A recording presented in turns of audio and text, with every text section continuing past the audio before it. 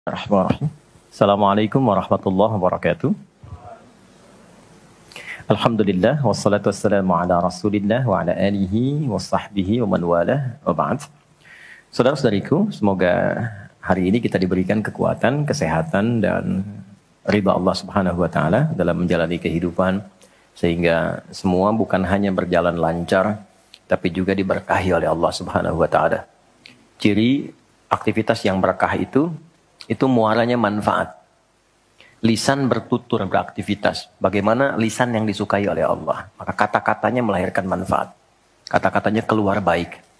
Kaki melangkah bila berkah. Itu melangkah ke tempat yang baik. Demikian karya-karya pun. Anda boleh jadi desainer. Desainnya disukai Allah enggak? Jangan sampai mendesain sesuatu yang Allah enggak suka. Dunianya dapat. Tapi bekal akhiratnya tereduksi di dalamnya. Demikian pekerjaan yang Anda lakukan. Kalau bisa, konsepnya kan sangat ideal. Quran surah kedua ayat 201. Wa minhum may yaqulu rabbana atina fid dunya hasanah wa fil akhirati hasanah. Jadi mengejar akhirat itu konsepnya bukan meninggalkan dunia. Justru mengkreasikan dunia sehingga dia punya value akhirat. Kalau berniaga, silahkan sukses-suksesnya. Sekaya-kayanya. Dan konversikan kekayaan itu untuk mencari bekal yang Allah sukai. Wujudnya bisa macam-macam. Dengan kedudukan setinggi-tingginya. Sehingga bisa membuat kebijakan-kebijakan yang Allah senangi. Dengan ilmu seluas-luasnya. Sehingga banyak manfaat yang kita niatkan sebagai ibadah karena Allah. Dengan tenaga sebaik-baiknya.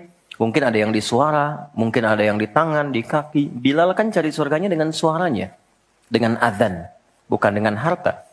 Bilal ditawari jadi hakim agung sepeninggal Nabi. Setaraf ketua MA gitu ya. Itu ditolak oleh beliau dengan halus. Karena beliau passionnya memang menggunakan suara. Bukan menggunakan yang lainnya. Baik. Saya minta maaf dalam dua hal. Yang pertama, saya agak pilek hari ini.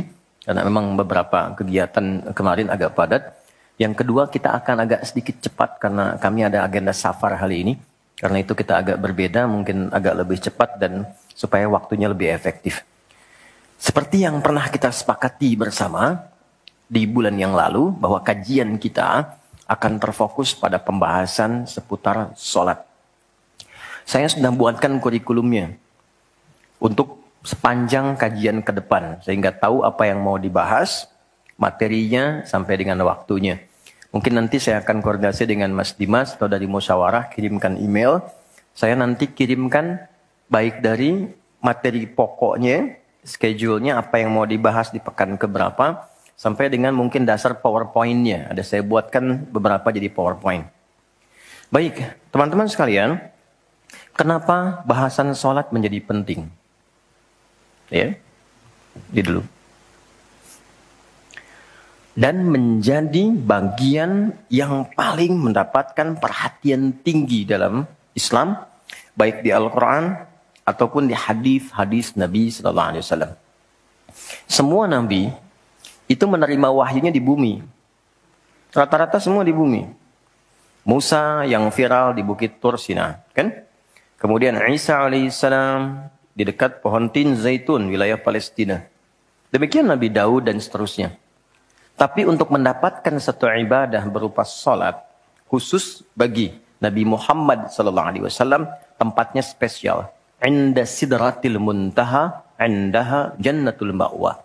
Nerimanya langsung di dekat surga, di sidratil muntaha.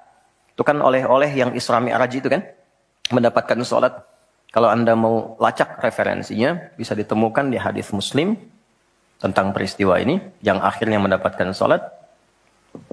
Subtopik yang nomor 1, kitab pertama, Kitabul Iman. Nomor 1. Subtopiknya nomor 74, Babul Isra di Rasulullah sallallahu alaihi wasallam ila samawati wa fadlis salat. Pembahasan tentang Isra'nya Nabi sallallahu alaihi wasallam sampai di langit dan mendapatkan keutamaan salat. Hadisnya nomor 162.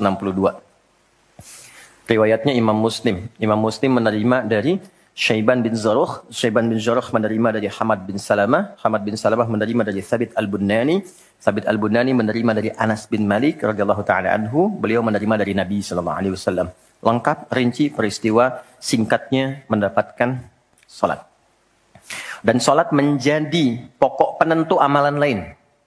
Jadi kalau benar sholatnya, benar hajinya. Benar sholatnya, benar zakatnya. Benar sholatnya, benar interaksi dengan Qur'annya. Dan benar sholatnya, itu pasti baik hisabnya. Maka turun hadis spesifik yang banyak dihafal oleh para ahli hadis, jadi pegangan hidup sampai akhirat. Inna awwala ma yuhasabu bihi al-'abdu yawmal qiyamati as-shalah. Amal pertama yang akan dihisab di hari kiamat adalah salatnya. Idza salahat salaha sa'iru amali. Kalau baik